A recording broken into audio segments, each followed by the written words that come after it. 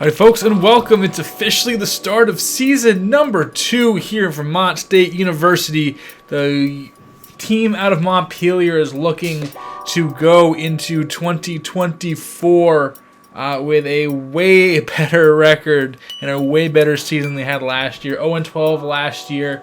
And we have a lot of things to go over. Let's do some housekeeping before anything. Make sure to like, subscribe, share, comment down below your thoughts on this season. What do you believe our record will be next season? We have a lot of new talent on the team, and I can't wait to show you guys all that fun stuff. First, let's look at the new players on the team. I know I said that I'm going to change some things around. Let's look at players, new positions, new jersey numbers, new looks, all that fun stuff. So here's our roster this year. Same quarterback room as last year. Jadon Warren looks like he's going to be the guy again. Vincent Collier and Kamani McDonald got moved into the running back room. Jason Schroeder's still there. Whole new pass catcher room. Andy Tolbert is going to be the #1 guy for us. Rafidi Lowe. Sam Pope got changed to Kalik Pope. Calvin Jackson, Kalon Foster, Zach Hill, Cedric Wiley, and Aaron Flinken. Those last 4 guys were here last year.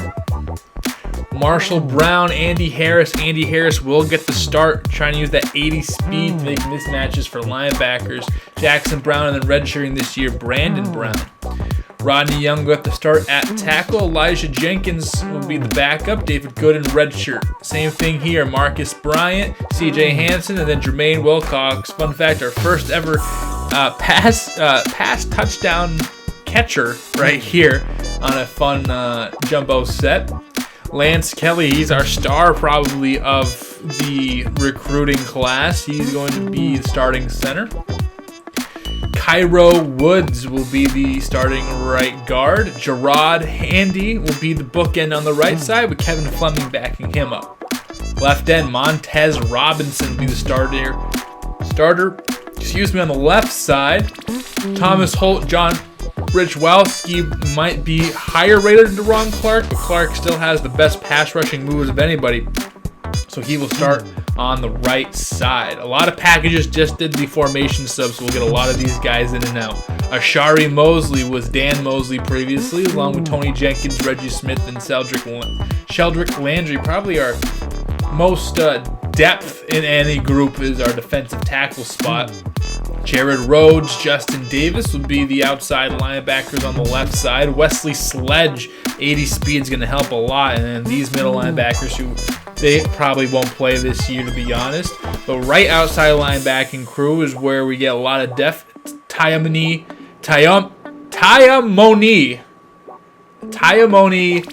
Sherman. That's a fun name. So Tyamoni Sherman.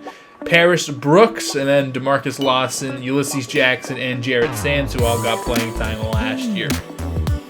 Cornerback Nick Lindsay, he'll start off as our nickel corner this year, with Keely Stevens and Davius Rogers being the top guys on the outside. Rayshard Robinson will be the 4th corner, with Isaiah Concepcion being the 5th. Drew Wade, Alfonso Chance, J.R. Young, Jason McKinley, David James, Ty Barrett. That's all our safeties. Gerald Thomas and Chase Alexander. So Chase Alexander will be doing most of the kicking, all of the kicking this year, both punting, kickoffs, and kicking field goals. Here are the preseason polls. Alabama, Texas, Auburn, Miami, Navy, South Carolina, Georgia, Illinois, Miami of Ohio, and Oklahoma are your top 10 schools. And look at this, week 1, Bama, Texas to start off the season. That's awesome. So Miami of Ohio, they made the national championship last year. As we'll scroll through, if you want to pause and stop and see if your favorite team made the top 25, you can. California, Iowa, and Notre Dame headed off. Let's look down to see if we have any notable MAC teams and where we fall in everything. Northern Illinois, that was a team that we had to kind of skip last year. 90 offense, 83 overall, and they're sitting at 55 in the preseason polls. Buffalo, Chester James is back as the quarterback, a Heisman hopeful from last year. We'll see if he can repeat that success, and they're 60th in the country. And 2 teams in the top 75, Toledo, Ohio, 71-74. Now let's see where the Blue Jays rank. I'm going to guess pretty much the bottom. And pretty much the bottom wasn't an understatement. They are the bottom. East Carolina, New Mexico, UNLV, Texas Tech, Coastal Carolina, and Charlotte are the teams in the 120 to 125 range. But if you look at those overalls in the top corner there, last year was all 20, 20, 26, 26, 23 in that range. This year we're already a huge jump up, still way lower than any other team, as even you have teams rated 77 overall, 75, that's like the worst of the worst teams. Still a lot of way to go, but you can already see a big improvement just by having better players, how bad, quote-unquote, they might be. So let's check up the Heisman and then the conference rankings, see where the conference is supposed to shape up. So we'll actually start with the conference rankings first. The MAC looks like this. It looks like Miami selected to finish first in the East. Buffalo, Ohio, Akron, Bowling Green, Kent State, and then us at the very bottom. In the West, Northern Illinois, the top dog as we saw. Toledo, Western Michigan, Ball State, Central Michigan, and then Eastern Michigan bringing up the rear. Now on to the Heisman race.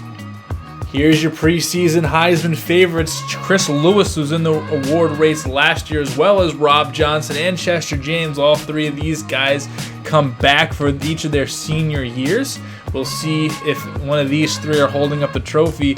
Mark Hines and Marcus Meade are also in the mix. 2 running backs, one from Pitt, one from South Carolina. We'll see if one of these 5 or a surprise name enters the fray towards the end of the season. We'll be monitoring this every few weeks or so. And everyone's favorite, the recruiting phase of things. So let's just go by position, show who is on our board. I'll go reorder it how I like it, and then kind of show who we're really going after and who are some of our big battles. So first, the quarterback room. We could have 3 more guys: Matt Cunningham, Jeremy Smith, and Cedric Brook. Again, here are the rules for recruiting. All 1-stars. So any 1-star with interest around the country, we're able to get. Any 2-stars who are within the New England plus New York plus Canada area, and they have to have interest, we can go after. So there are actually just 35 guys total who A, were 1-star interest outside of our region, B, a 1-star within the New England area that didn't have interest, we can go after them anyway, or a 2-star with interest. So of all those 3 qualifications, 35 total players on the board. So here are our 3 quarterbacks. No running backs. We do have 5 fullbacks now. I was at 30, and then these 5 are the last guys to meet the requirements. Again, these guys can be tight ends or running backs. 3 wide receivers. Here they are. I'm sure this guy's real name is Markel. I'm sure of it. No tight ends. A couple tackles. Couple guards. No centers. 2 defensive ends. 4 defensive tackles. 3 outside linebackers, Anthony Adkins being one of the couple of 2-stars that fit all the requirements. Anthony Daniel, another one. Pat Fontenot as well. No cornerbacks, but a couple of safeties on both the free and strong side. Plus a kicker who had a 2-star rating. A punter with a 2-star rating, number 20 punter in the country, that is. And an athlete. So you really need the punter, really need the kicker. And then let me go reorder this board real quick, and we will be back with, and kind of just go down and see who I'm really leaning on. So here are the top guys we're going after: Anthony Daniel, Joe Allen, Eric Wheeler, Leon Banks, Patrick Williams, Marcus Howe, Anthony Adkins, and then Matt Tolbert, Jeremy Smith, and Cedric Brock. Our main focuses right now. As the weeks go on and some of these battles become more clear, whether we're the only one putting points into guys, I can take points off, put them on different players, as you usually do. Let's get right to game week. So we'll be back in a short minute, kind of previewing our first matchup of the season. So Oklahoma State comes to Vermont as part of the home and home. As let's just go right into seeing what their team looks like, and then we'll kind of scroll through quickly and then hop right into our first game in season number 2. We'll see if it's going to be a little bit better situation than it was in season 1. Oklahoma State looks like a new quarterback then from last year. It's going to be Charles Kendrick. We're going to have to go and see. Frank Marshall, Dave Davis, a fun name. And we're just going to kind of scroll through a weak wide receiver room relative. Here's the offensive line. Nothing to write home about with a couple key players there. Defensive line, Jack Cox looks scary. Lauren Johnson, we saw him last year. Dante Ford up the middle. Linebackers, Keith Miller had an interception against us last year. J.J. Golden, but you could probably expose the secondary, possibly see what the new wide receivers do. All right, folks, and the moment you've been waiting for. It is Game 1, Season 2, Vermont State, the Cowboys, Oklahoma State, in Montpelier on the Smurf turf. Let's get it going, folks. We'll be right back here on ESPN for today's special presentation, Vermont State University Blue Jays football.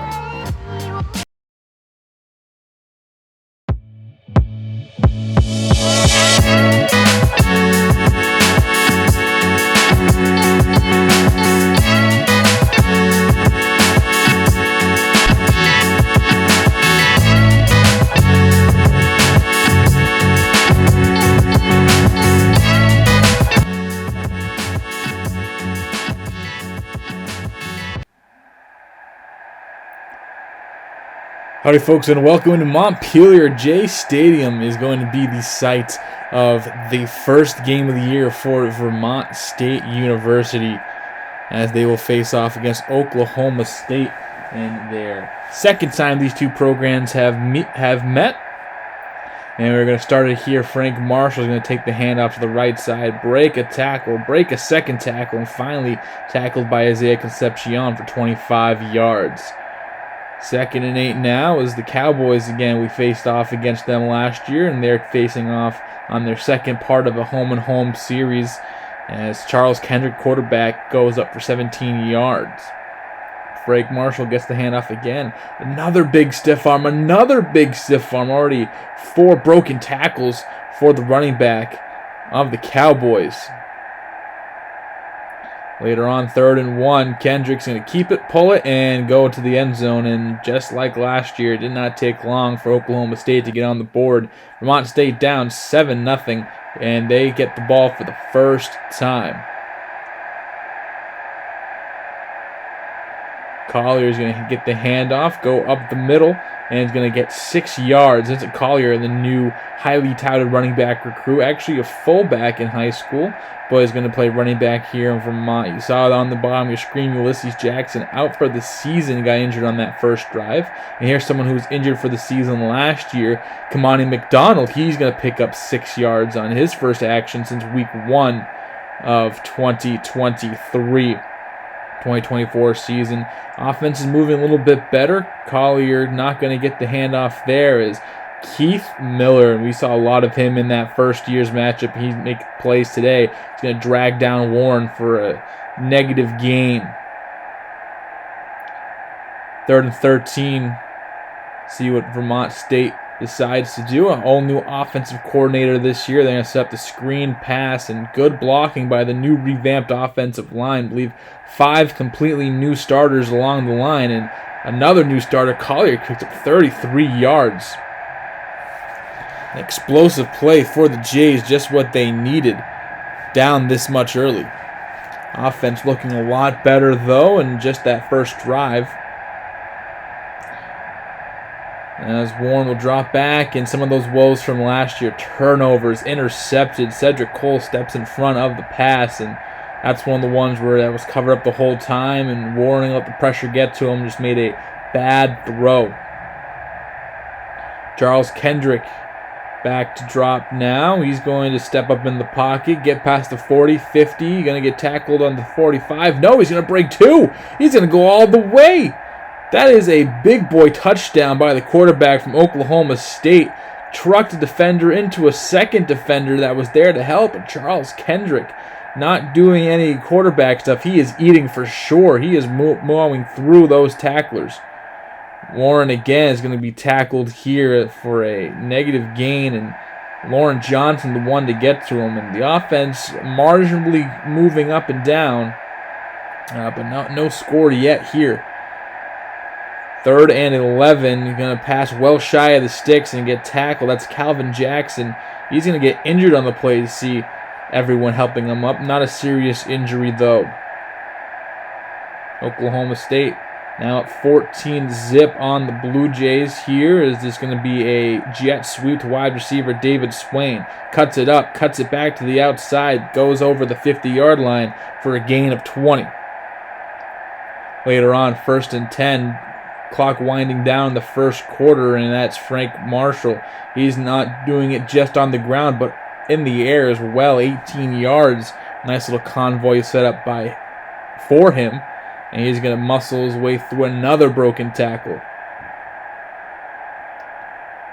Marshall with 2 fullbacks in the backfield, a full house action. He's just going to take it all the way to the outside. He's going to score a touchdown, but a flag on the field, and this will be clipping by guard Andrew Howard. So Vermont State, they're going to catch a break, and you'll see how much of a break they catch. With 45 seconds left, Joey Adams to the left side, or right side, excuse me. He's going to get drug out of bounds at the 4th and 13 now, and they're going to miss the field goal. So Vermont State goes in the second quarter, still down just 14.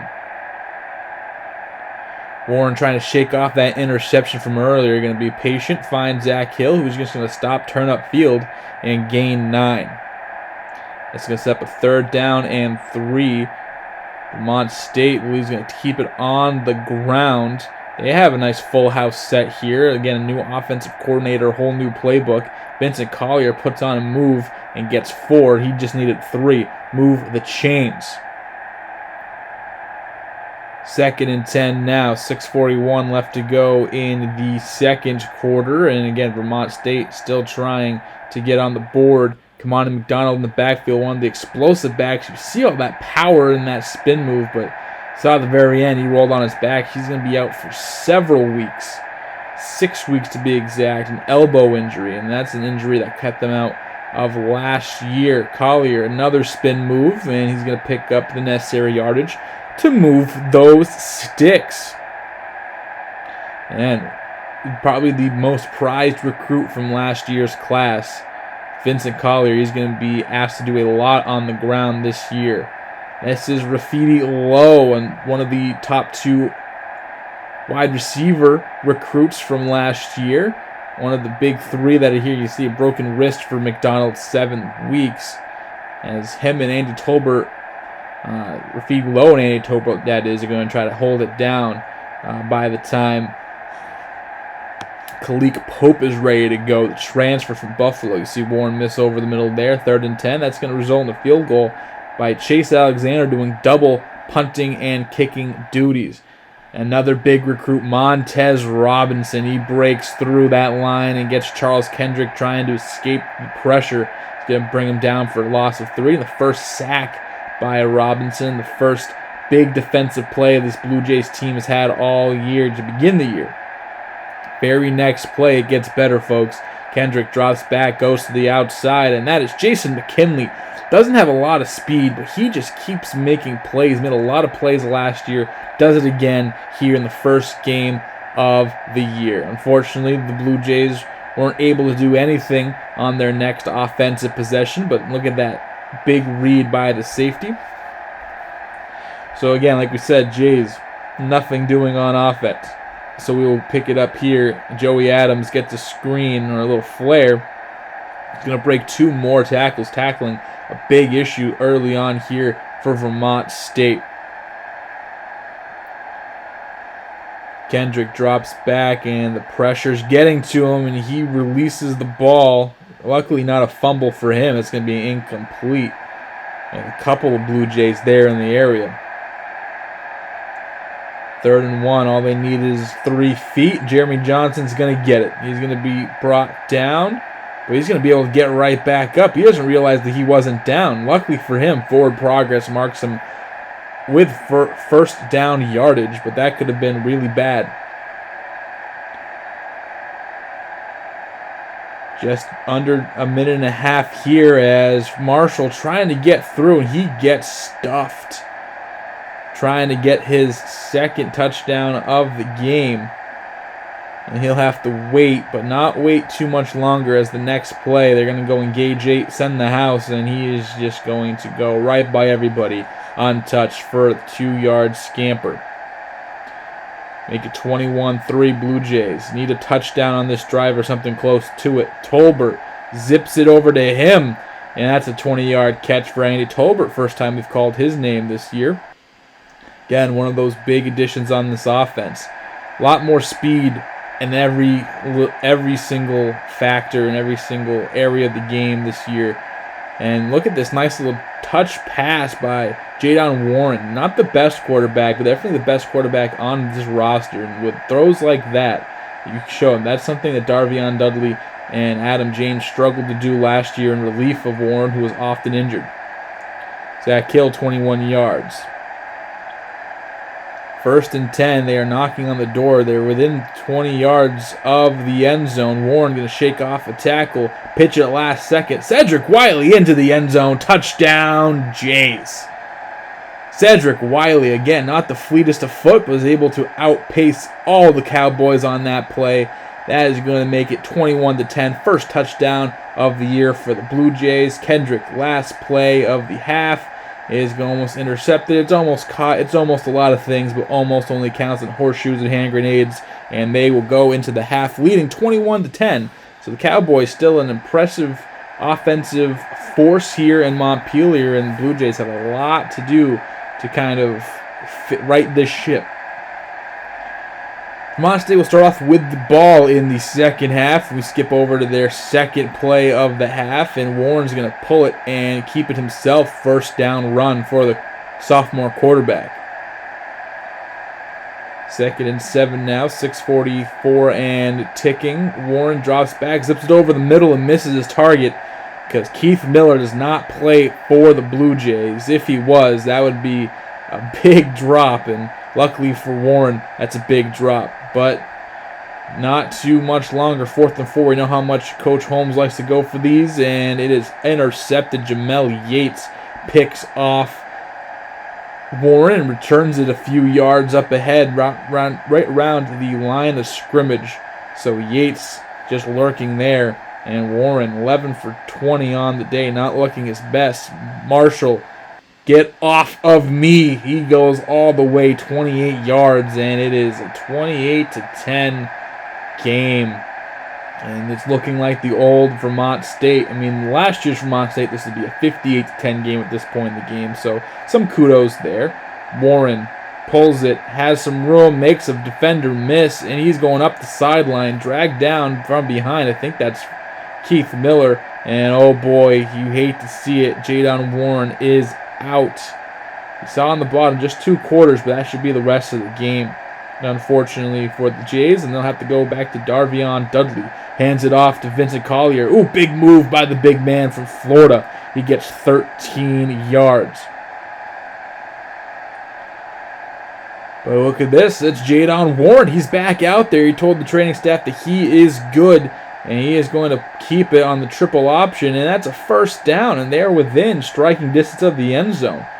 So Warren, I guess his back spasms or whatever the injury was, is feeling better, and he just wants to go up there and win. 3rd and 11 on the 14-yard line. Warren trying to get into the end zone, has 11 yards to get to the first down marker, and Jamel Yates again intercepts Jadon Warren, and that's another offensive possession that gets right down within the 20-yard line in the red zone there, and they cannot get any points.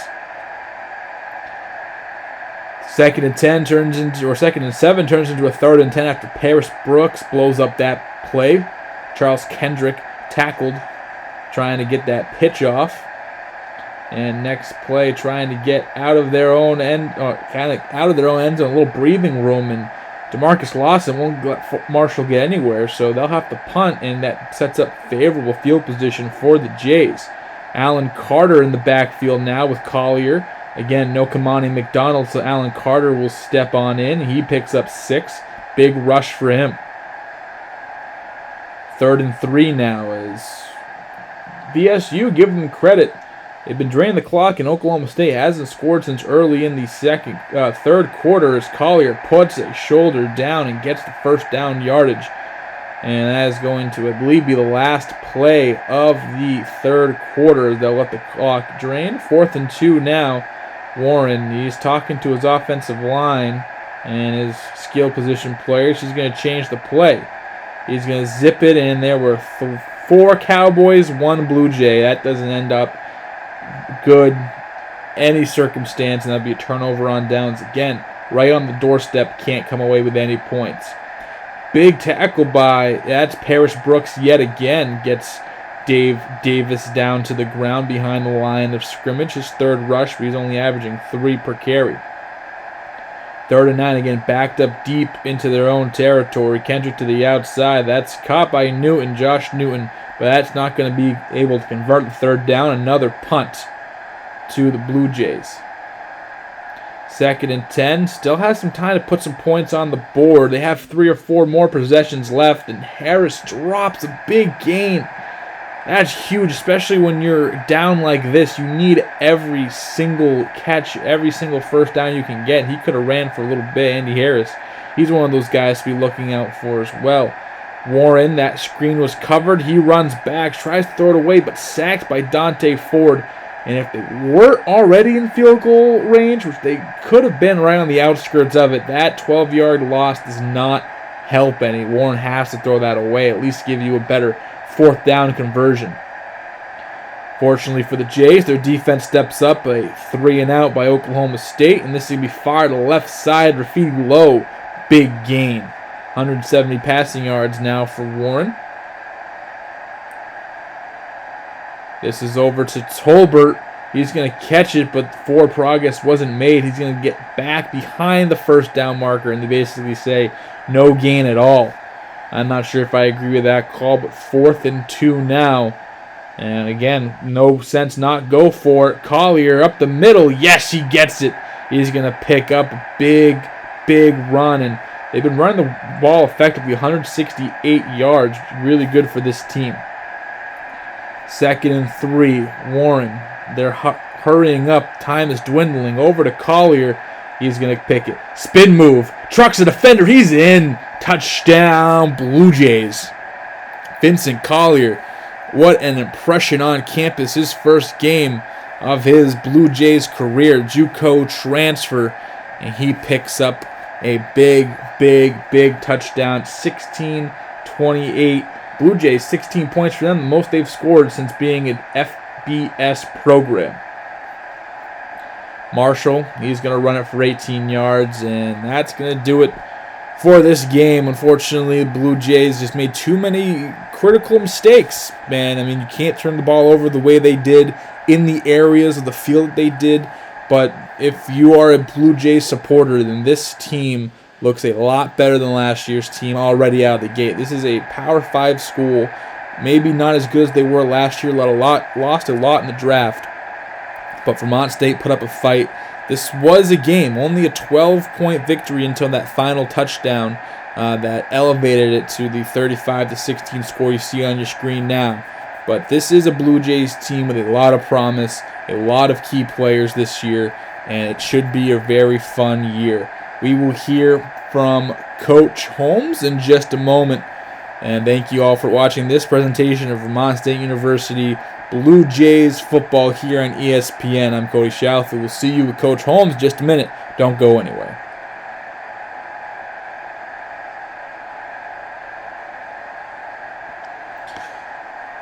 Coach, even despite the loss, you put up a really, really good game. This is one of the best games we've seen this team play at this level since you've been here. You know, again, despite the loss, what do you have to say about your team?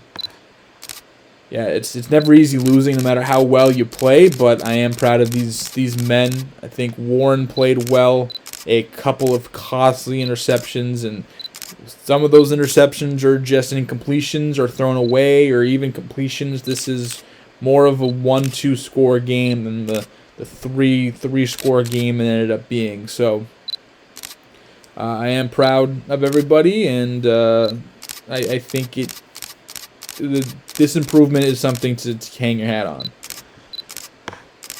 Coach, another week where the run defense wasn't where it should be. You know, Oklahoma State ran all over you. What are some of these areas you have to fix? Yeah, I mean, this is the first game that a lot of these transfers or a lot of these new recruits are playing in. The defensive line is all revamped. Still have a good amount of returners there that are playing significant time, but we're trying to mix everyone around. So some gaps aren't going to be there next week. I can guarantee you that. Coach, you kind of talked about it, but those interceptions by Warren were costly. He went out but came back in. Do you think that his injury status could have, resulted in some of those interceptions? I know he went out. He was out a lot last year with injuries. What can you just tell us about that? No, I don't think. I think he'll tell you that throw or those 2 throws he made after getting injured have nothing to do with his arm or his back. It has everything to do with his head. It was just a bad read. He'll tell you first. But Warren's our guy, and even if he's not playing due to injury, we're confident Darvion and Adam to come in and do what they did last year and help us win. I think this is a better team than last year, 100%, and we're just ready to roll. So, tough loss for week 1, but there's a lot of good things coming in Montpelier, I can tell you that. End of the first game of the second season, and guys, it's looking a lot better. And again, like we mentioned, we were going to get a lot more of those Eastern Michigan type games from last year than we are going to get other games. And I'm excited. This game, even though it was a loss at home and it wasn't particularly close, I think a couple drives go a little bit different. Don't throw some stupid picks, and you're right in that. So here we are. Auburn defeats Texas A&M 31-13.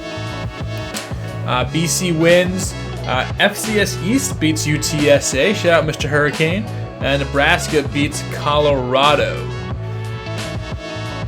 That's going to do it for week number 1. It's going to be us against Troy next time here on Tisbury 33 Games. Again, we thank you all for watching.